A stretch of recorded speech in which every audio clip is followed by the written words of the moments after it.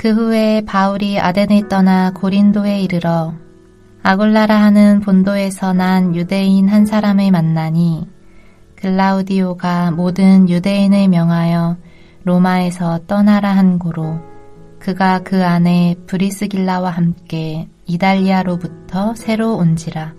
바울이 그들에게 가매 생업이 같으므로 함께 살며 일을 하니 그 생업은 천막을 만드는 것이더라. 안식일마다 바울이 회당에서 강론하고 유대인과 헬라인을 권면하니라.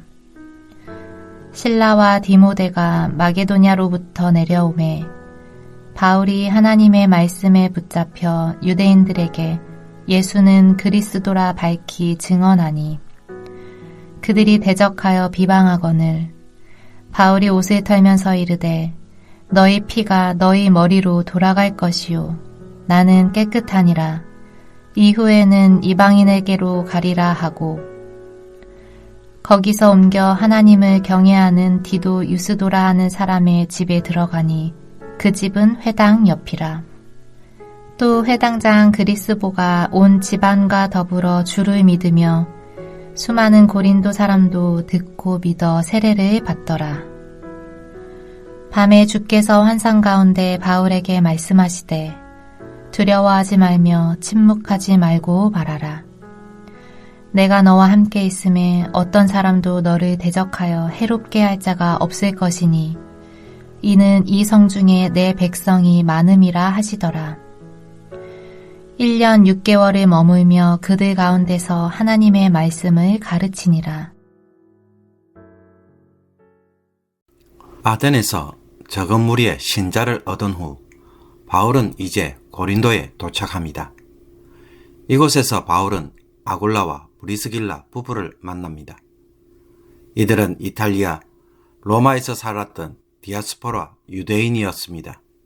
그러나 로마에서 유대인들이 소동을 일으키자 글라우디오 황제가 그들을 추방하는 칙령을 내리는 바람에 쫓겨나서 고린도로 건너오게 되었습니다. 바울은 그들과 한 집에서 살면서 생업인 천막 만드는 일을 함께 하였습니다. 고린도에도 유대인 회당이 있어서 바울은 평일에는 아굴라와 함께 일을 하고 안식일이 되면 회당을 찾아가서 유대인들과 경건한 헬라인들에게 복음을 강론하며 권면했습니다. 그때 마게도냐에서 실라와 디모데가 도착하였습니다. 이 두 사람과의 만남으로 바울은 크게 위로받고 힘을 얻었습니다. 디모데는 데살로니가 교회로부터 성도들의 믿음과 사랑의 기쁜 소식을 전해주었고 성도들이 바울을 간절히 보고 싶어 한다는 말을 듣고는 크게 바울은 기뻐하였습니다. 데살로니가 전서 3장에서 바울은 당시에 고린도에서 있었던 자신의 상황에 대해서 이렇게 묘사하였습니다. 그러므로 형제들아 우리가 모든 궁핍과 환난 가운데서 너희 믿음으로 말미암아 너희에게 위로를 받았노라.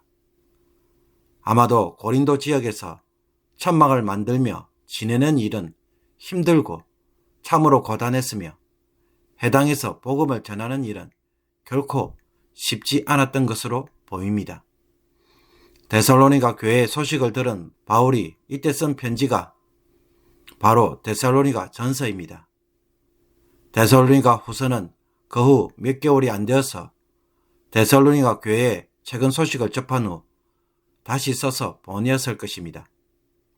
그리고 실라가 빌립보 교회의 소식과 더불어 그들이 모금한 헌금을 가져온 일로 인하여 바울은 또 크게 위로받고 힘을 얻었습니다.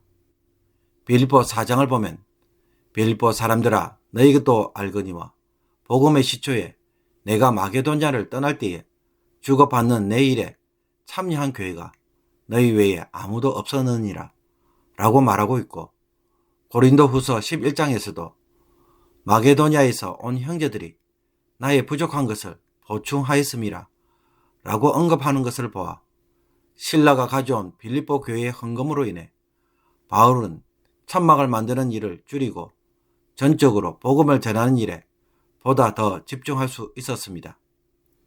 이에 바울은 하나님의 말씀에 사로잡혀 유대인들에게 보다 더 강력하게 예수를 그리스도라고 증언하였습니다. 그러나 다른 지역에서와 마찬가지로 이곳 유대인들 역시 복음에 대적하며 비방하였습니다. 이런 유대인들의 모습에 바울은 유대인들에게 옷을 털면서 너희 피가 너희 머리로 돌아갈 것이요 나는 깨끗하니라. 이후에는 이방인에게로 가리라 하고는 이방인들을 중심으로 전도합니다. 그래서 해당장 옆에 있던 경건한 이방 사람 유스도의 집으로 옮겨 이방 사람들에게 복음을 전하자 해당장 그리스보를 비롯한 많은 고린도 사람들이 복음을 믿고 세례를 받았습니다. 고린도전서 1장에 따르면 해당장 그리스보는 바울이 가이오와 더불어 유일하게 세례를 베푼 사람이라고 말합니다. 바울은 전도할 때 항상 자신의 동족 유대인들을 사랑하여서 어떻게 해서든지 제일 먼저 복음을 전하고 애를 썼지만 매번 유대인들의 반응은 너무나 적대적이었습니다. 아마도 전혀 복음에 응답하지 않고 도리어 공격하며 비방하는 고린도 교회의 해당들로 인해 바울은 이제 어떻게 해야 하는가 라는 마음이 들면서 크게 낙심하고 힘이 빠졌던 것 같습니다. 그때 계속 침묵하며 구경만 하시는 것처럼 보였던 주님이 바울에게 무슨 말로 위로하십니까? 두려워하지 말며 침묵하지 말고 말하라. 내가 너와 함께 있음에 어떤 사람도 너를 대적하여 해롭게 할 자가 없을 것이니 이는 이 성중에 내 백성이 많음이라. 주님은 바울과 계속 함께 하고 계신다는 것을 다시 한번 알려주시면서 두려워하지 말 것을 명령합니다. 상황이 안 좋다고 해서 주님이 함께 계시지 않았던 것은 아니라는 것입니다. 주변에서 유대인들로 인해 아무리 많은 공격과 살기 어린 핍박을 받을지라도 그 어느 누구도 바울을 대적하여 해롭게 할 사람이 없을 것이라고 격려해 주십니다.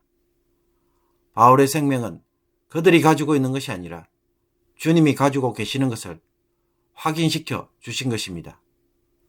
그리고는 새로운 도전을 주십니다. 이 성중에 주님의 백성이 많다는 것입니다.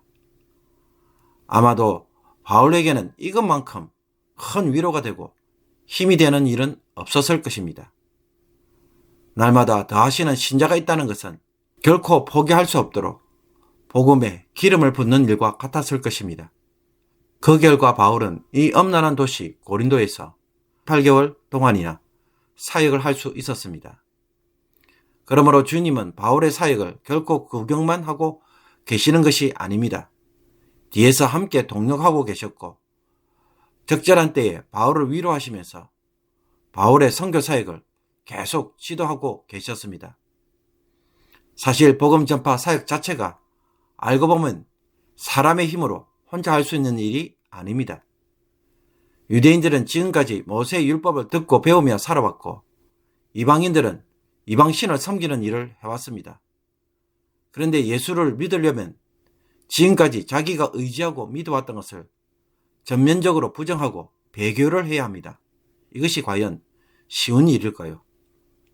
그러므로 복음으로 회심을 하도록 한다는 것은 성령의 사역이 아니고는 하기 어려운 일입니다. 유대인들이나 이방인들도 많은 고난을 겪으면서 대가를 지불해야 하는 일입니다. 그래서 조금만 전도해보면 무슨 마음이 듭니까? 도대체 누가 과연 믿을 것인가? 과연 이 복음을 듣고 그가 돌아설까? 라는 의심이 절로 들 수밖에 없습니다.